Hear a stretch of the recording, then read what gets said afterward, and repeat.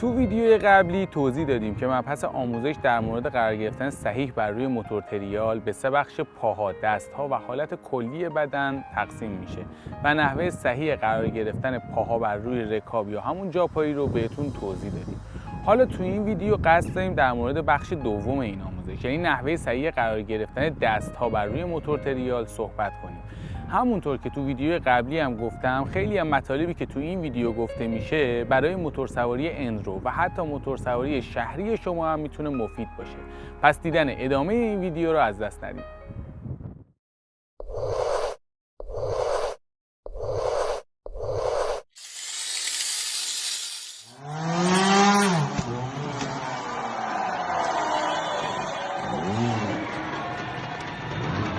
سلام، من کوروش قربانی هستم از آکادمی موتور تریال کوروش.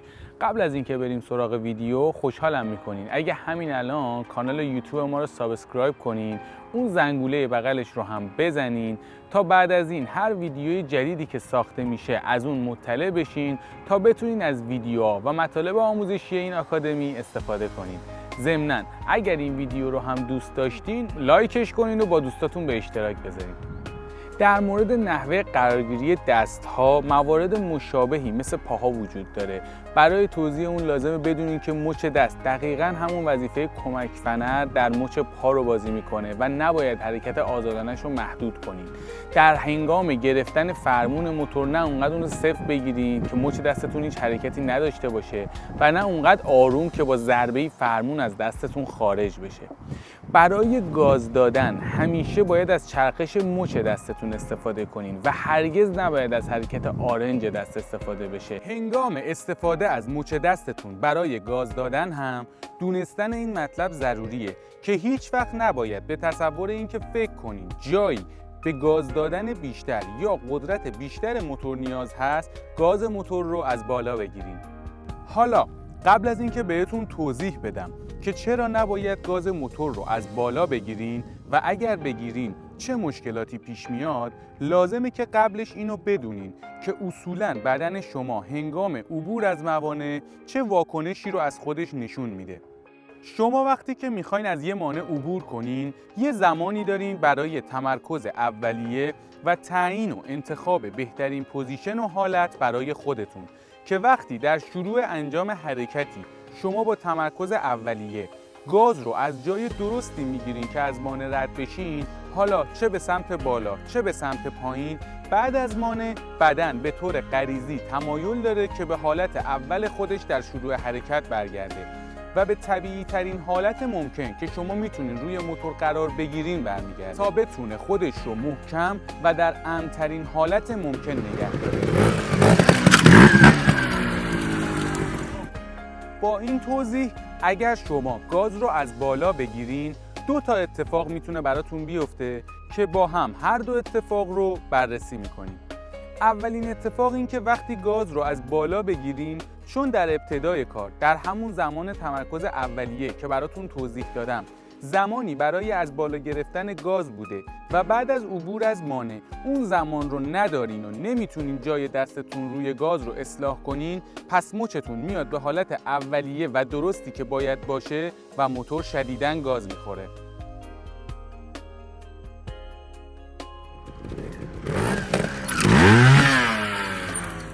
دومین اتفاقم اینه که اگر شما در حین اتفاق حالت اول که مچ میخواد بیاد به جای درست خودش و موتور گاز بخوره بخواین مقاومت کنین و اجازه ندین مچتون بچرخه و موتور گاز بخوره، پس مچ دستتون در حالتی تقریبا رو به بالا و عمودی قرار میگیره که چون زاویه مناسبی برای مچ دستتون نیست، هم قدرت کافی برای مهار فرمون رو نداره و هم اگر ضربه محکمی به موتور وارد بشه مچ شما و یا حتی کتف شما هم آسیب میبینه.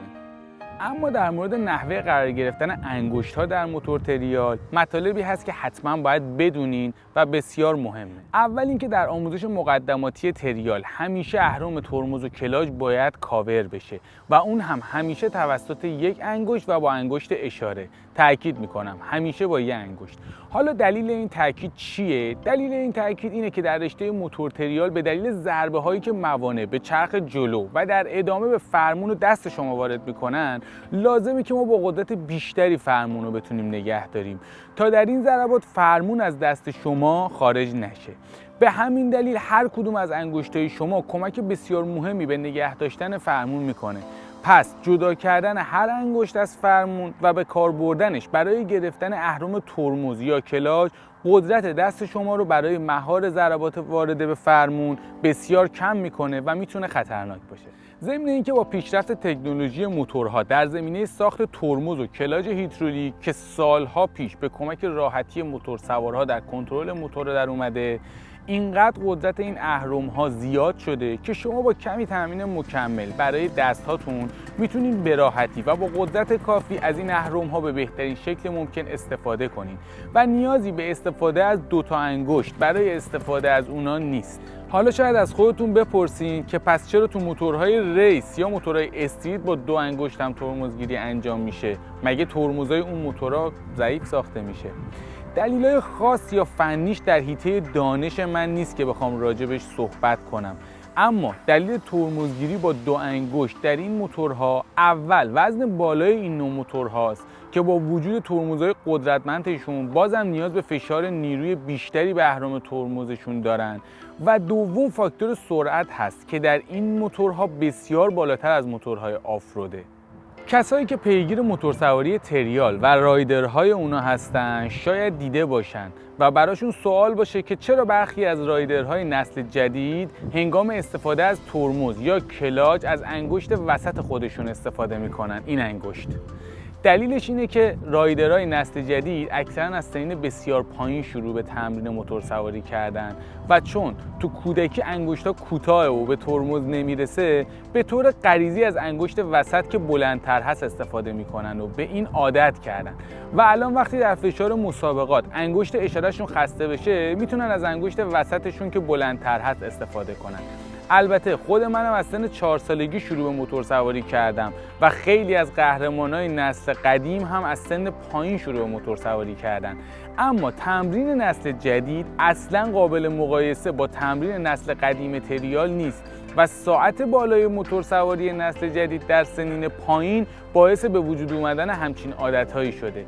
البته در مورد گرفتن ترمز با انگشت وسط بعضیا معتقدن موتورسوارایی که به این شکل ترمزگیری میکنن میتونن فرمون رو هم محکم‌تر بگیرن که تا امروز این مطلب تایید خاصی نشده و از سوی رایدرها یا مربیای سطح بالای جهانی در این رشته پیشنهاد نشده و کاملا سلیقه‌ایه.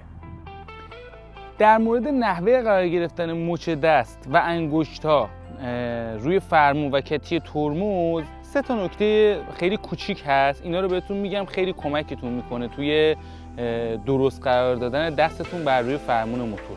مطلب اول این که همیشه ترمز جلو رو از این قسمت از اهرم ترمز بگیرین، نه از این قسمت، یعنی حتی الان این درست تنظیم شده که انگشت من میاد روی این قسمت، نه از بیرون بگیرین نه از داخل تر بگیرین. بهترین جا این قسمت هست. به چه دلیل؟ از بیرون فاصله فرمون تا اهرم زیاد میشه و بازی که این ته داره یه مقدار بیشتری که باعث بشه کنترل شما روی ترمز از بین بره. از نزدیک هم خیلی بخوایم بگیرین خیلی باید نیروی بیشتری به اهرم ترمز وارد کنین چون فاصله اهرم ترمز تا این محورش خیلی کم میشه و طبیعتا خب زور کمتری میتونیم ما بهش وارد کنیم.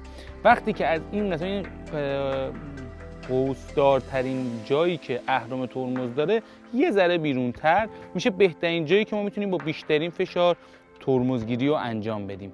مطلب دوم اینی که فاصله دست شما تا انتهای فرمون باید حالا شاید حدودی بخواید حساب کنید شاید 1 سانتی متر باشه.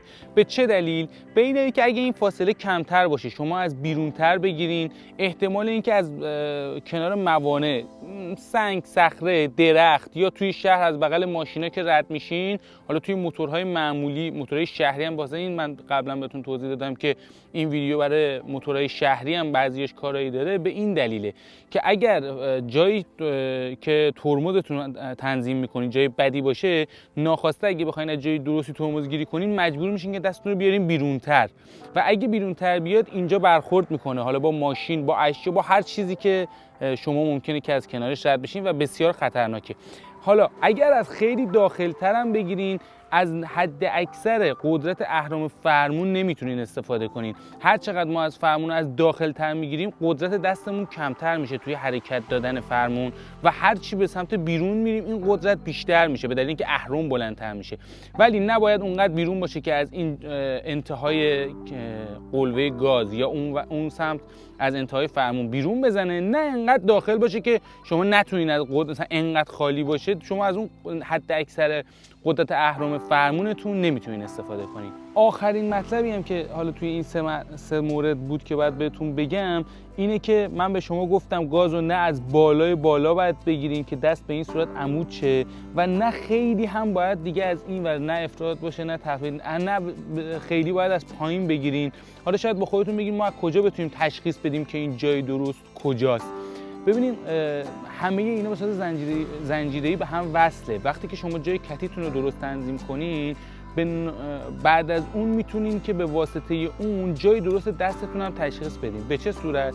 به این صورت که شما باید در قسمتی از فرمون دستتون مچتون قرار بگیره که وقتی ترمز جلو رو میگیرین موتور الان گازی نمیخوره، ببینید گاز تا انتها برگشته. وقتی که ترمز جلو رو میگیرین بتونین همزمان با کف دستتون به موتور گاز بدین. در بعضی از موارد به این قضیه نیاز دارین، حالا تو آموزش بعدی بهتون میگم. اگر خیلی از بالا بگیرین مچتونو دیگه توانایی این که این انگشت بخواد از روی این کتی رد بشه و عبور کنه و بیاد ترمزگیری کنه رو ندارین و بسیار مشکل میشه. پس این نشونه است که شما گاز رو از بد جایی گرفتین. وقتی برگرده به حالت عادی راحت‌تر میتونید بگیرید. اگه خیلی هم از پایین بگیرین دیگه انگشتتون به سختی به ترمز میرسه، یعنی نوک انگشت میرسه که این بسیار خطرناکه، ممکنه در بره از روی ترمز.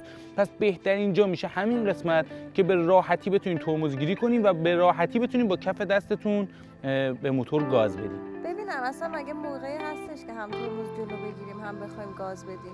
بله، در خیلی از موارد موقعی که شما میخواین روی یه مانعی کنترل کنین، جلوی موتور رو روی اون مانع قرار میدین، برای اینکه بتونین کنترل بهتری داشته باشین اصولا ترمز جلو رو میگیرین با یه انگشت و اگر دست شما از جای بدی قرار گرفته باشه شما نمیتونین این کار انجام بدین.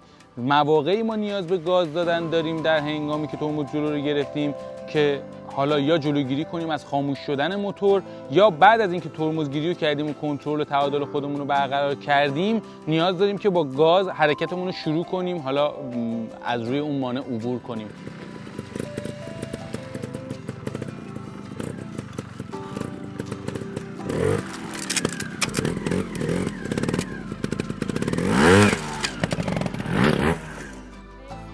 خواهش میکنم. این اتفاقا این سوالا خیلی خوبه چون ممکنه که سوال خیلی از کسایی باشه که علاقه‌مند به موتور سواری ان و حالا شاید لول خیلی بالایی نداشته باشن که طبیعتاً سوالای تکراری پیش میاد که اگر حالا هر سوالی باشه میتونین زیر همین پستم کامنت کنین، من بهتون جواب میدم اگر جواب سوالاتون رو تا آخر این ویدیو نگرفتین. در ادامه بحث نحوه قرارگیری انگشت‌ها بر روی ترمز و کلاج هم باید بگم که بعد از اینکه شما از حد آماتور عبور کردین دیگه لازم نیست که همیشه انگشتتون حالت آماده باش روی ترمز جلو باشه و متناسب با مسیر و زمانی که بهش نیاز دارین انگشتتون روی ترمز میاد. برای اونم نیاز به تمرینات خاصیه که در مراحل بعدی آموزشمون راجع بهش صحبت میکنیم، چون جابجایی و سرعت انجام این حرکت نقش تعیین کننده‌ای در ترمزگیری داره که بهتره در ابتدا این ریسک رو انجام ندیم و پله پله پیش بریم. در مورد کلاج اینطور نیست و یه تریال سوار تا همیشه یه انگشتش باید در تمامی ساعت تمرین بر روی کلاج به طور آماده باش قرار بگیره، مگر در زمان طی کردن مسافت‌های طولانی که نخواد تغییری تو ریتم موتور ایجاد کنه. خب تو این ویدیو هم تمام نکاتی که در مورد نحوه قرار گرفتن دست‌ها بر روی موتورسیکلت لازم بود که بدونین رو براتون گفتم. همونطور که در ویدیو قبلی هم گفته بودیم، چون می‌خوایم ویدیو خیلی طولانی نشه و دیدنش حوصله‌تون رو سر نبره، تصمیم گرفتیم این بخش‌ها رو توی ویدیوهای جداگونه براتون تهیه کنیم. قسمت بعدی هم میشه نحوه قرار گرفتن حالت کلی بدن بر روی موتور تریال که اون رو هم تو ویدیوهای بعدی تقدیمتون میکنیم. در آخر ممنون که به تماشای این ویدیو نشستین. اگر از دیدن این ویدیو لذت بردین فراموش نکنید که برای حمایت از ما و ادامه دار شدن این سبک ویدیوها اونا رو لایک کنین و با دوستای علاقه‌مندتون به موتور سواری به اشتراک بذارین. تا ویدیوی بعد، خدا نگهدار.